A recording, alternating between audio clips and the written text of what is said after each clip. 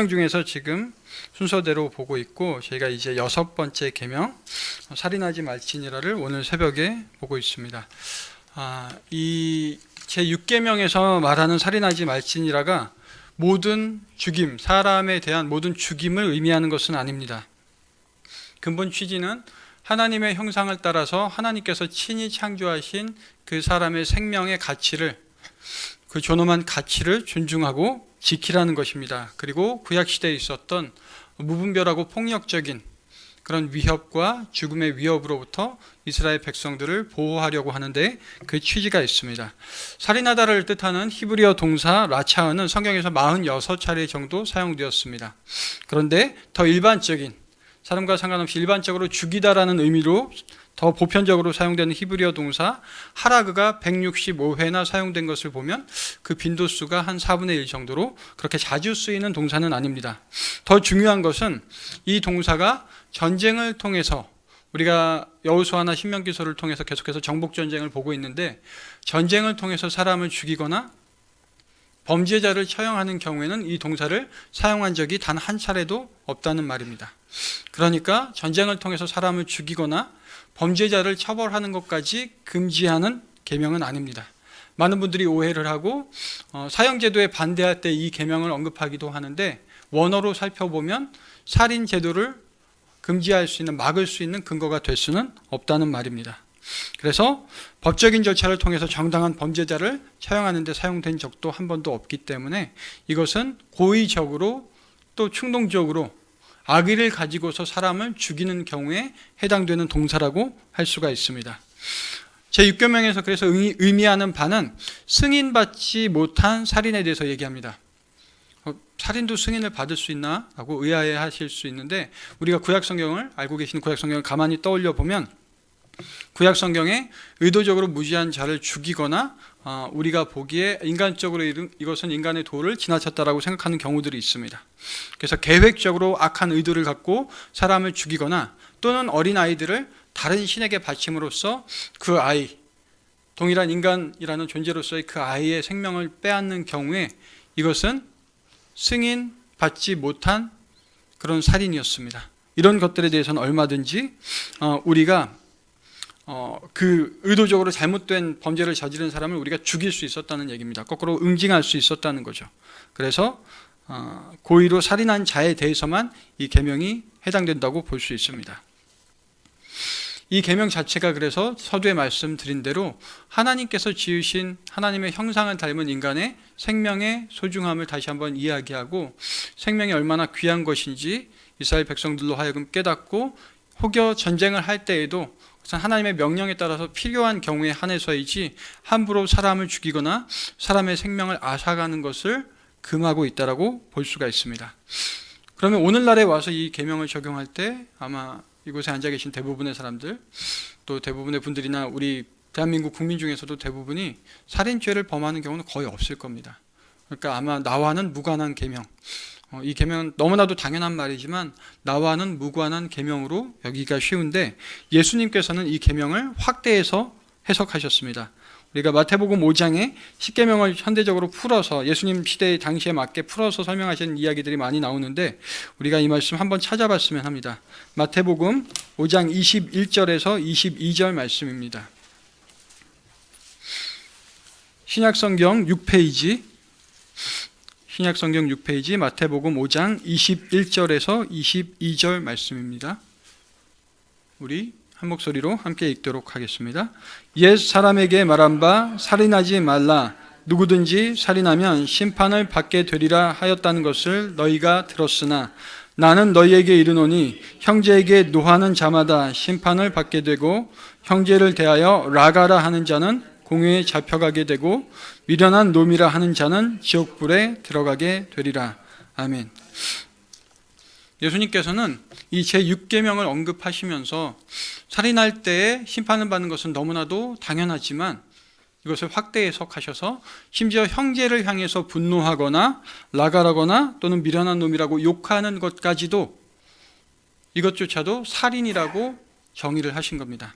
그래서 이 살인이란 건 기독교적 인간론에서 보면 인간의 영혼이 죽어야 진짜 죽음이라고 할 수 있습니다. 우리가 육체가 살아있어도 영혼이 죽었다면 그것은 죽은 것이나 마찬가지고, 거꾸로 육체가 살아있지만, 육체가 죽었지만 영혼이 살아있다면 그것은 또한 살아있는 것입니다. 그래서 우리가 순교자들을 이야기할 때 그들은 믿음을 지키고 신앙을 지키기 위해서 그들의 육체가, 또 예수님의 많은 제자들이 그랬던 것처럼 그들이 육체의 생명은 잃었지만 영혼을 지킴으로써 그들이 영원한 생명에 이르렀다고 표현을 합니다. 그래서 더 본질적인 의미에서의 살인이라는 것은 단순히 인간의 육체를 해하는 것이 아니라 인간의 영혼을 죽이는 것이 살인이라고 볼 수 있습니다. 그래서 예수님께서는 인간의 영혼을 죽이는 행위인 분노나 사람을 무시하고 욕하고 소외시키는 것에 대해서도 살인의 범주에 든다라고 지금 가르치고 계시는 것입니다. 조금 어려운 표현을 쓰자면 이것을 존재론적 살인이라고 할 수 있습니다. 사람으로서 인간이 하나님의 형상을 따라서 지음을 받았는데 나의 영혼이 동일한 사람에 의해서 무시를 당하거나 또 수많은 사람들의 공동체 가운데서 소외를 당하는 것, 이 모든 것들이 넓은 의미에서 살인의 범주에 들어간다는 것이죠. 청소년부나 또 요즘 심지어 직장인들이나 성인 사회에서도 왕따라든지 은따라는 말이 굉장히 유행을 한다라고 합니다. 청소년 사역을 하다 보면 드문 일이 아니라 예전에 비해서 굉장히 자주 접하게 되는 일입니다. 반 아이들이 요즘에 많지도 않은데 기껏해야 20 몇 명, 30명이 안 되는 경우가 많습니다. 어린 아이일수록 더 이제 인원이 적어지고 있죠. 근데 그 중에서 한두 아이를 완전히 소외시키고 자기들끼리 노는 경우가 의외로 빈번합니다. 심지어 직장 내 은따니 왕따니 하는 표현들도 여러분들 신문기사를 통해서 보셨을 줄 압니다. 그러니까 분명히 같은 공동체 안에서 같은 사람들의 모임, 사회 안에서 생활을 하고 있는데 한두 사람을 소외시킴으로써 그 사람의 자존심을 깎아내리고 영혼을 짓누르는 존재론적 살인을 행하고 있는 것까지도 이 계명을 어기는 것에 해당된다라고 할 수 있다는 것입니다.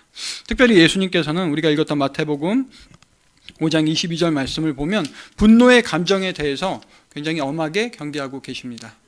왜냐하면 우리가 신문기사를 통해서도 알 수 있지만 순간적인 분노나 충동을 억누르지 못해서 그것이 직접적으로 살인으로 이어지는 경우가 굉장히 많습니다. 우리 층간소음부터 시작해서 정말 말도 안 되는 일들로 인해서 우리 얼마 전에도 편의점에 왔던 또는 추숙하러 왔던 고객들을 자기를 무시한다는 이유로, 무시당했다는 이유로 분노가 치밀어서 실제로 살인까지 이어지는 경우들을 많이 보았습니다. 그러니까 이 분노의 감정이라든지 사람을 무시하는 행위라든지 살인이 별개의 것들이 아니라 다 연관되어 있다는 것이죠. 그래서 우리가 잘못 이해하면 이 6계명 같은 경우에는 결과론적으로 정말로 사람을 죽여야 살인이구나 라고 생각할 수 있는데 예수님께서는 결과뿐만 아니라 살인의 동기까지 살피시면서 우리가 분노해서 스스로 감정을 통제하지 못하는 경우에 이것이 살인으로 이어질 수 있고 또 사람을 무시하거나 소외시키거나 욕하는 것 자체, 특별히 형제라고 범위를 좁혀서 말씀하셨는데 우리가 공동체 안에서 특히 하나님의 백성들이 같은 하나님의 백성을 욕하거나 무시하거나 소외시키는 경우도 다 살인에 해당된다라고 이 모든 것들을 엄하라고 금하라고 이야기하셨고 강도가 점점 세지는 것을 볼 수 있습니다. 22절 말씀에 보면 마태복음 5장 22절 우리가 읽었던 말씀에 보면 형제에게 노하는 자는 심판을 받는다라고 했습니다. 사실 분노라는 감정은 어떻게 보면 지극히 자연스러운 감정이고 인간의 감정이 주기적으로 표출되는 감정입니다. 예수님이나 사도 바울 같은 경우도 거룩한 분노를 보여주기도 했습니다. 그래서 분노는 분노 자체보다는 분노의 성격이 무엇이냐, 정말 정당하고 거룩한 분노인가, 아니면 내 감정에 치우친 잘못된 분노인가, 그리고 분노의 표현 방식에 있어서 이것을 적절한 방식으로 표현하고 있는가, 아니면 무분별하게 감정에 치우쳐서 정말 충동적으로 분노를 표출하고 이것으로 인해서 살인까지 이어질 위험이 있는가, 이것을 이야기하고 있습니다. 그런데 오히려 이 말씀만 보면 이상하지만 이 경우에는 심판을 받게 된다라고만 표현하셨는데 라가나 미련한 놈, 둘 다 욕하는 것이라고 볼 수 있죠. 형제를 욕해서 인격을 깎아내리는 경우에는 오히려 지옥불에 들어갈 거라고 더 엄하게 말씀하고 계십니다. 그래서 하나님의 손으로 직접 지어진 인간, 특히 형제를, 같은 믿는 형제를 그 인격을 무시하는 것은 하나님, 그 인간을, 그 사람을 만드신 하나님을 무시하는 것으로 우리가 해석해 볼 수 있습니다. 하나님께서 친히 만드셨고 예수 그리스도께서 그 한 생명을 살리기 위해 몸소 친히 자신의 목숨을 생명을 희생하셨기 때문에 형제를 무시하고 욕하는 것이 정말 지옥불에 들어갈 만큼 엄한 죄라고 말씀하고 있는 것입니다. 우리 에베소서 4장 26절 말씀에도 분을 품어도 죄를 짓지 말라고 표현했습니다. 그래서 분노의 감정을 갖는 것 자체를 금한 것이 아니라 이것이 정말 마음에 담아두고 오래 가서 사탄에게 이용을 당하고 죄로 이어지도록 만들지 말라는 것입니다. 오히려 우리의 감정을 성령의 통제 아래에, 우리의 감정까지도 성령의 통제 아래에 둠으로써 성령께서 우리의 감정을 다스리시고 우리가 적절한 방식으로 우리의 감정을 표현하고 또 우리의 감정들이 살인을 비롯해서 잘못된 죄악으로 이어지지 않도록 우리가 늘 성령 하나님의 인도하심에 순종해야 되는 이유입니다. 고의로 무고한 사람을 죽이는 것은 마땅히 십계명에서 금지하는 큰 죄악입니다. 하지만 나아가서 우리가 형제를 무시하거나 소외시키고 그의 영혼을 죽이는 행위 역시 사람의 영혼, 우리의 본질인 영혼을 죽이는 존재론적 살인이라고 할 수 있습니다. 그래서 우리가 오늘 하루의 삶 가운데서도 우리의 무심코 내뱉은 언어나 행동이 우리의 형제나 우리의 이웃을 무시하거나 소외시키거나 또는 분노하도록 만들지는 않았는지, 우리 자신이 분노의 감정을 스스로 다스리지 못함으로써 또 상대를 무시하거나 상대를 소외시키지는 않았는지 우리가 스스로 돌아보고 범죄함이 없도록 하나님 앞에서 깊이 성찰해야 되겠습니다. 무엇보다 우리가 악의나 분노의 감정에 휩싸이지 말고 정말 긍휼과 사랑의 마음을 가지고 성령 하나님께서 우리의 감정과 우리의 생각과 우리의 언어와 우리의 행동을 통제하시도록 성령 하나님께 우리를 맡기는 하루가 되기를 소망합니다. 기도하도록 하겠습니다. 하나님 감사합니다. 오늘 짧은 이 6계명을 통해서 하나님께서 우리에게 이 계명을 주신 본뜻을 헤아려 보았습니다. 우리가 정말로 사람의 생명을 육신의 생명을 해할 일은 없겠지만 사람의 영혼을 죽이는 것이 진짜 살인임을 우리가 다시 한번 말씀을 통해서 배워봅니다. 하나님, 우리의 사랑하는 이웃들, 특별히 믿음 안에서 형제라고 우리가 부르는 교우들, 그들의 영혼을 해하거나 함부로 그들을 무시하거나 욕하지 않도록 하나님 우리를 도우시고 우리 공동체 안에 단 한 사람도 소외되거나 또는 외면당하는 우리의 형제가 없도록 인도하여 주시기 원합니다.